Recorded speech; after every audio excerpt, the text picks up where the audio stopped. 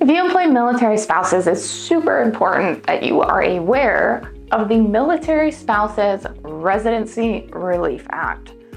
What does that mean? So if you are a military spouse, you can choose to have your spouse's state of domicile. What that means is that even if you get assigned to a new duty station in another state, that you maintain your state of domicile and don't have to file taxes and report wages to each state where you're stationed. So, for example, if you are a military spouse and your state of domicile is Texas and you get stationed in California, you do not have to report wages to California or pay state income tax to California. Or maybe a better example is if you are a Oklahoma resident, or Oklahoma is your state of domicile, and you get stationed in California, you would only report wages to Oklahoma and pay income tax to Oklahoma. Now keep in mind, this is only pertinent to income tax. This does not affect unemployment or workers' comp. Unemployment and workers' comp are both based on where the work is being performed.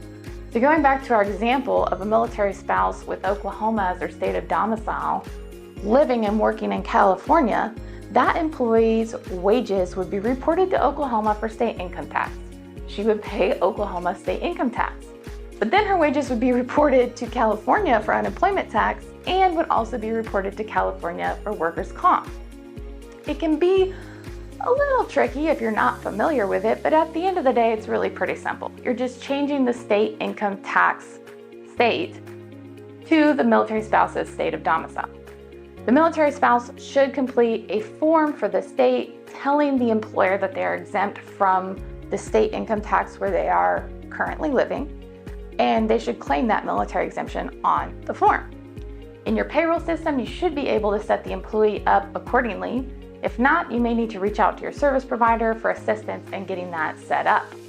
But again, just to recap, state of domicile is where the employee will pay state income tax. It does not exempt the military spouse from paying state income tax anywhere. It just allows them to maintain one singular state of domicile even if they get moved to different duty stations around the country.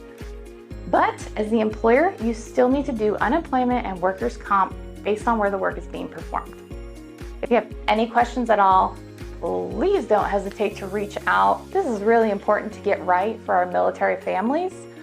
As always, you can find us online, valorpayrollsolutions.com.